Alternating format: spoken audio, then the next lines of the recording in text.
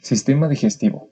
La función principal del sistema digestivo es suministrar al organismo aporte continuo de agua, electrolitos y nutrientes, al igual que la digestión y absorción de nutrientes. Existen etapas del proceso digestivo que son la ingestión, que es el proceso por el cual los alimentos son triturados por los dientes y mezclados con la saliva. La digestión, que es el proceso donde las enzimas descomponen los nutrientes. La absorción es el proceso donde lo que fue fraccionado en la digestión atraviesa las paredes del tubo digestivo y es transportado a la sangre. La asimilación es cuando mis células utilizan estos nutrientes para obtener energía o poder fabricar células nuevas, y la defecación, que es cuando los alimentos que no pude digerir son eliminados a través del ano. En el sistema digestivo encontramos lo que es el tracto digestivo, conformado por la boca, faringe, esófago, estómago, intestino delgado y grueso y órganos anexos como el páncreas, hígado y glándulas salivales. Existen dos tipos de digestión, que es la mecánica, el cual un ejemplo sería la masticación donde los dientes rompen en trozos pequeños los alimentos, y la digestión química, el cual un ejemplo sería lo que ocurre en la boca gracias a ciertas enzimas salivales. La boca. En la boca encontramos los dientes encargados de la masticación, la lengua, que interviene en la masticación y deglución de los alimentos, y las glándulas salivales como la parótida, que es la mayor productora de saliva, y la submaxilar y sublinguales. Encontramos la saliva, que contiene enzimas como la amilasa salival, que se encarga de degradar glucógeno y almidón, la lipasa salival, que degrada lípidos. También hay agua, sales, lisozima y mucina, que es un muco que lubrica los alimentos. El proceso de digestión en la boca empieza con un proceso de deglución que se divide en fase oral y fase faríngea. La fase oral es un proceso voluntario.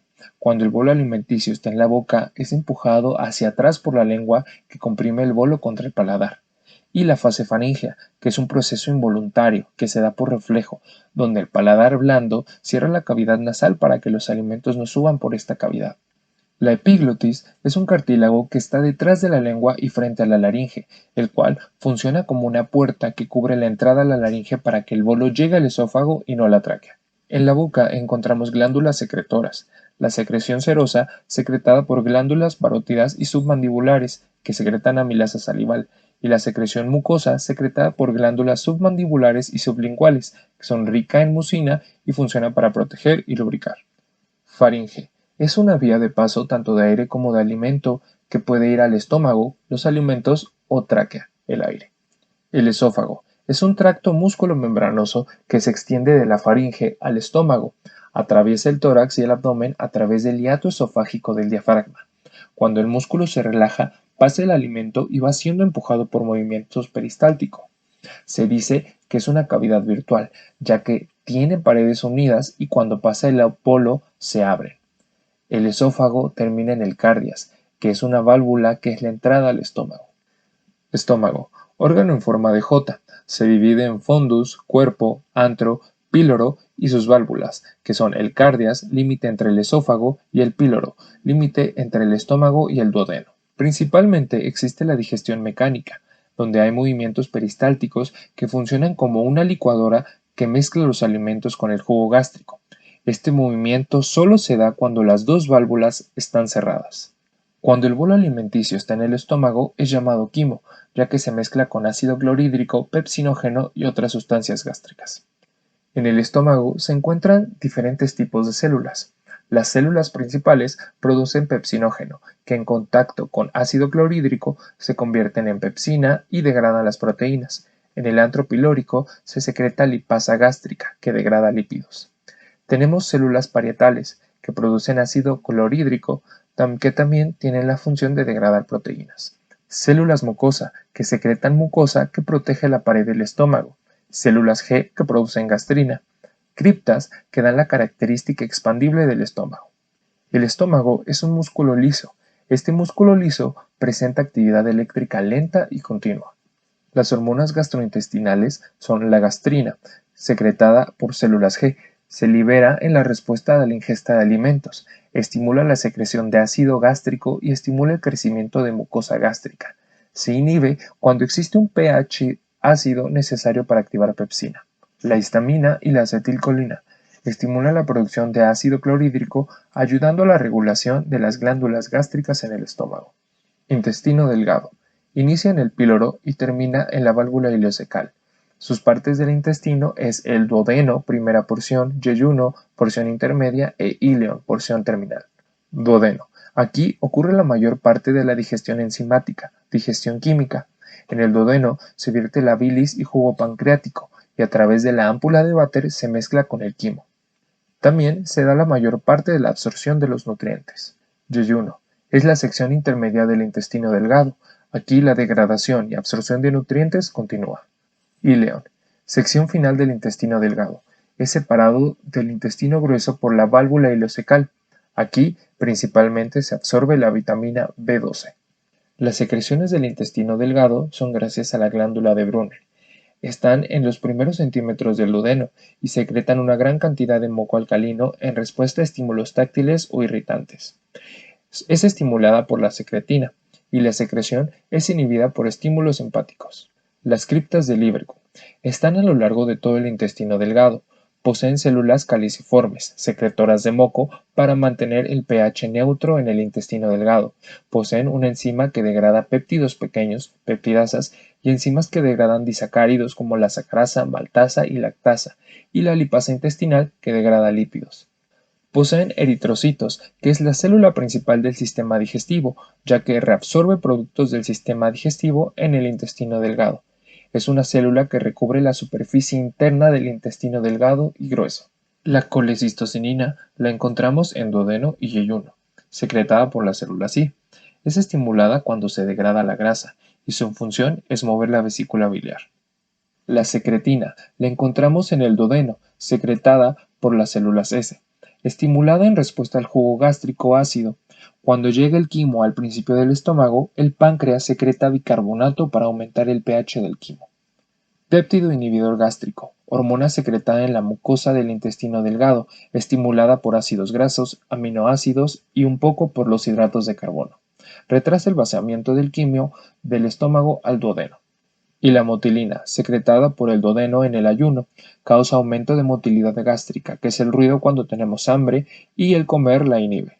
Intestino grueso. Inicia en la válvula ileocecal y termina en el recto, conformado por el apéndice. Absorbe agua y iones inorgánicos. Produce ácidos grasos de cadena corta, que es la microbiota intestinal. Su longitud es de 120 a 160 centímetros. Su función es la formación y eliminación de heces fecales, ya que aquí no se absorben nutrientes.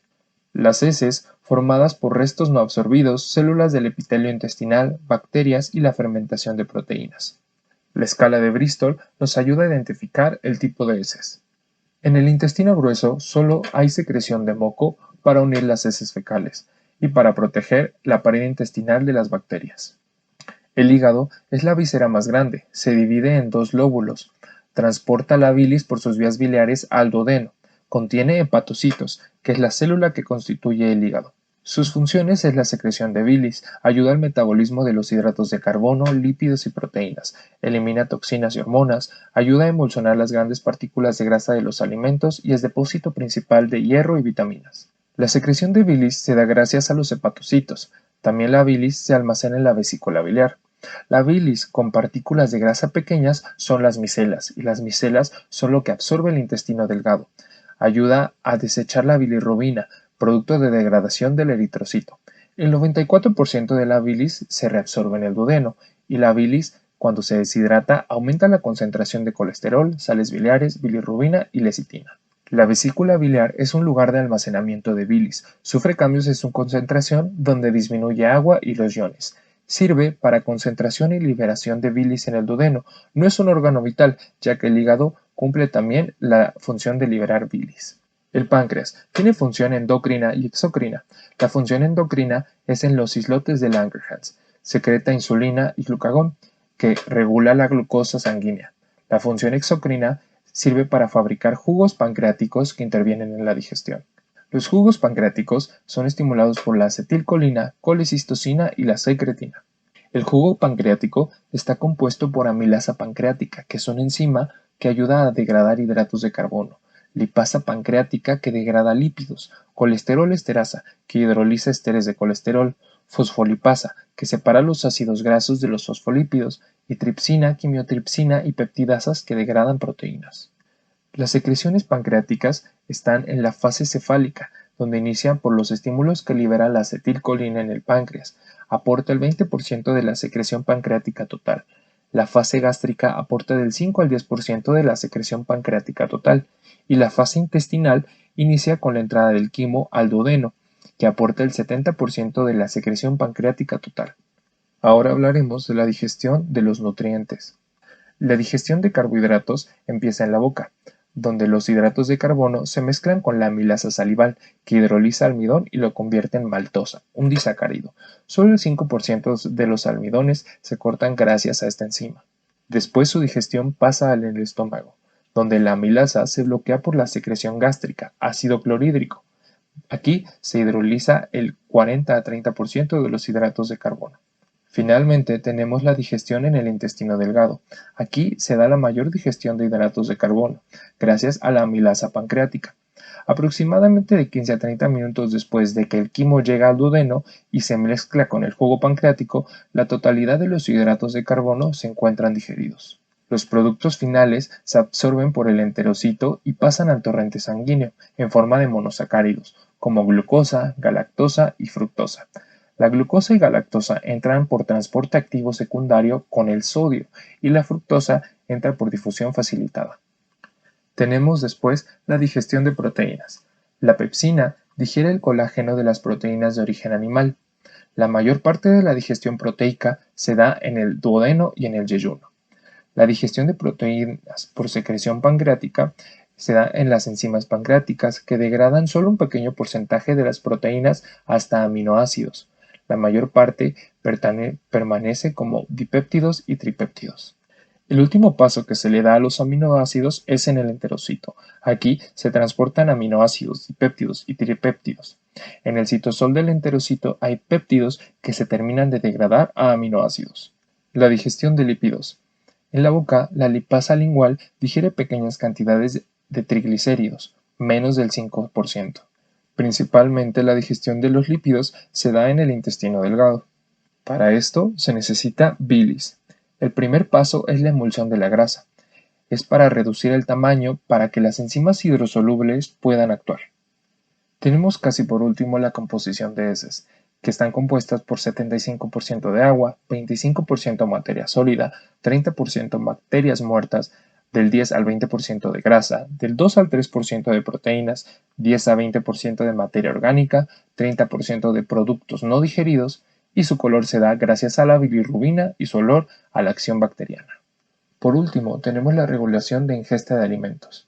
En el hipotálamo hay dos porciones que regulan la ingesta: los núcleos laterales del hipotálamo, que estimulan el apetito, y los núcleos ventromediales, que es el centro de saciedad. Si los núcleos ventromediales se llegaran a perder, estimularía la alimentación voraz. Tenemos la regulación a corto plazo, que es el llenado gastrointestinal. Se inhibe con la alimentación. Hay factores hormonales en este, que son como las hormonas anorexigénicas como la colecistocina y el péptido de Guillet, y las hormonas anorexigénicas, que estimulan la alimentación, como la grealina, que aumenta en el ayuno y en la previa alimentación. La regulación de a intermedio y mediano plazo es gracias a la concentración de glucosa, aminoácidos y lípidos. Gracias a estos ya no hay hambre.